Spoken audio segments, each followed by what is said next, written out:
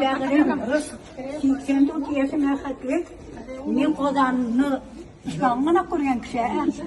Şu binalarını kururken yazgan ular vahatim çekmiş. Seni kuşaklap uğraşım kirer. Vallis kadar para pulu bir tane koşa koyamam. Benim bir pulum bulgana. Maşinadan geliyor mu ya?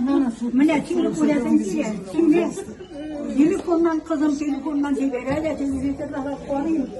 Senin için bir bayram. Bu soğan senin için olam. Allah Teala ondağı gününe ya kitaptığına uğraşlarla yerselge nasip etsin. Allah'ın günlerinde ya Rabbim Hudayım. Ya Rabbim Hudayım Allah Teala. Bebeğim tilekte canım. Neydi maksatın bu maksatına yerselge nasip etsin. Ya Rabbim Hudayım, ya Rabbim Hudayım. Ama böyle sıkadalık var. Ne görsen. Salavat kadar var.